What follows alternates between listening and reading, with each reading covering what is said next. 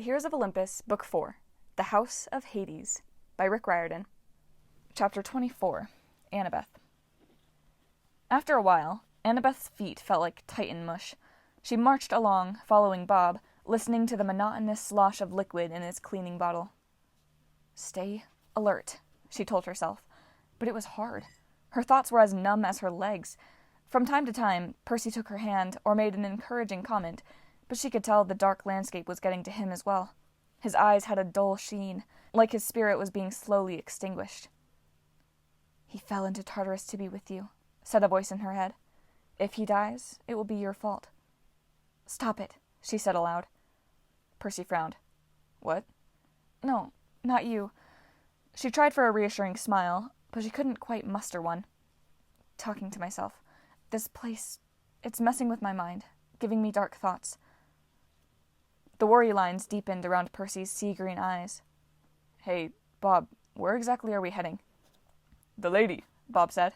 "Death Mist." Annabeth fought down her irritation. "But what does that mean? Who is this lady?" "Naming her?" Bob glanced back. "Not a good idea." Annabeth sighed. The Titan was right. Names had power, and speaking them here in Tartarus was probably very dangerous. "Can you at least tell us how far?" she asked. "I do not know," Bob admitted. "I can only feel it.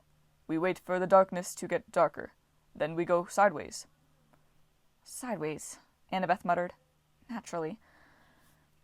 She was tempted to ask for a rest, but she didn't want to stop. Not here in this cold, dark place. The black fog seeped into her body, turning her bones into moist styrofoam. She wondered if her message would get to Rachel Dare. If Rachel could somehow carry her proposal to Reyna without getting killed in the process. "A ridiculous hope," said the voice in her head. "You have only put Rachel in danger. Even if she finds the Romans, why should Reyna trust you after all that has happened?" Annabeth was tempted to shout back at the voice, but she resisted. Even if she were going crazy, she didn't want to look like she was going crazy. She desperately needed something to lift her spirits. A drink of actual water, a moment of sunlight, a warm bed, a kind word from her mother. Suddenly, Bob stopped. He raised his hand. "Wait." "What?" Percy whispered. "Shh," Bob warned. "Ahead. Something moves." Annabeth strained her ears. From somewhere in the fog came a deep, thrumming noise, like the idling engine of a large construction vehicle. She could feel the vibrations through her shoes. "We will surround it," Bob whispered. "Each of you, take a flank." For the millionth time, Annabeth wished she had her dagger. She picked up a chunk of jagged black obsidian and crept to the left. Percy went right, his sword ready. Bob took the middle, his spearhead glowing in the fog. The humming got louder, shaking the gravel at Annabeth's feet. The noise seemed to be coming from immediately in front of them. "Ready?" Bob murmured. Annabeth crouched, preparing to spring. "On 3? 1, Percy whispered. 2.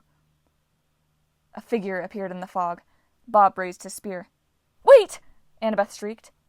Bob froze just in time, the point of his spear hovering an inch above the head of a tiny calico kitten. "Meow," said the kitten, clearly unimpressed by their attack plan.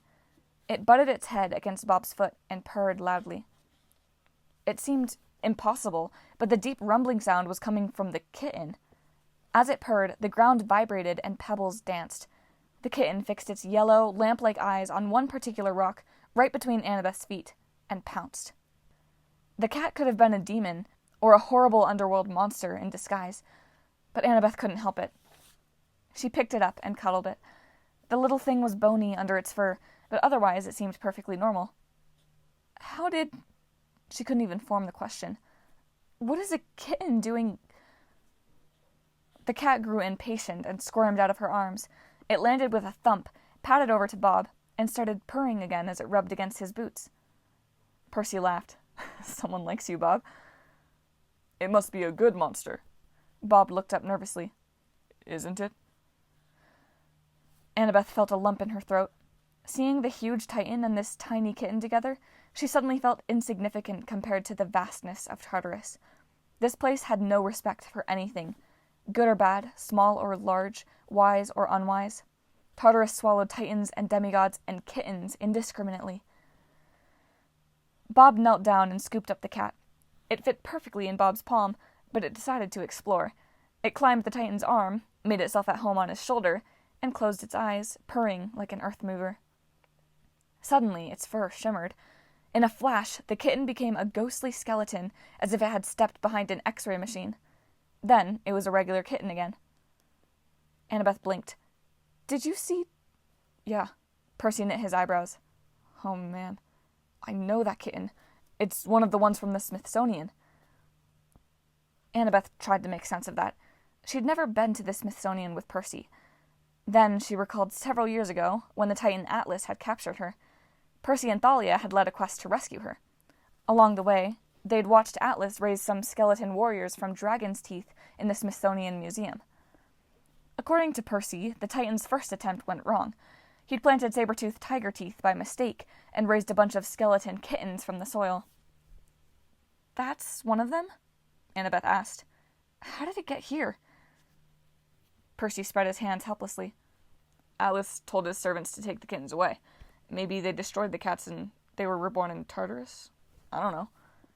"It's cute," Bob said, as the kitten sniffed his ear. "But is it safe?" Annabeth asked. The Titan scratched the kitten's chin.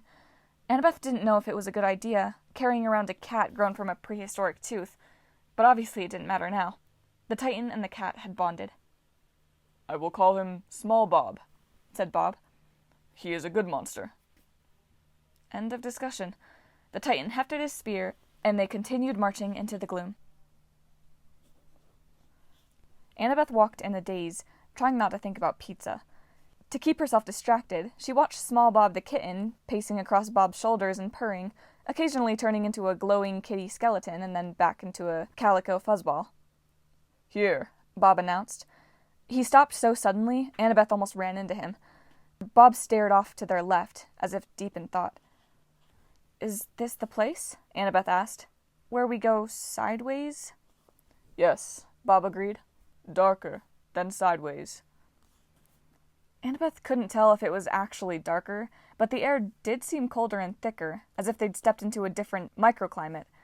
Again, she was reminded of San Francisco, where you could walk from one neighborhood to the next and the temperature might drop 10 degrees. She wondered if the Titans had built their palace on Mount Tamalpais because the Bay Area reminded them of Tartarus. What a depressing thought. Only Titans would see such a beautiful place as a potential outpost of the abyss, a hellish home away from home. Bob struck off to the left. They followed. The air definitely got colder. Annabeth pressed against Percy for warmth. He put his arm around her. It felt good being close to him, but she couldn't relax. They'd entered some sort of forest. Towering black trees soared into the gloom, perfectly round and bare of branches, like monstrous hair follicles. The ground was smooth and pale. With our luck, Annabeth thought, we're marching through the armpit of Tartarus. Suddenly, her senses were on high alert, as if somebody had snapped a rubber band against the base of her neck. She rested her hand on the trunk of the nearest tree. "What is it?" Percy raised his sword. Bob turned and looked back, confused. "We are stopping?" Annabeth held up her hand for silence. She wasn't sure what had set her off. Nothing looked different. Then she realized the tree trunk was quivering.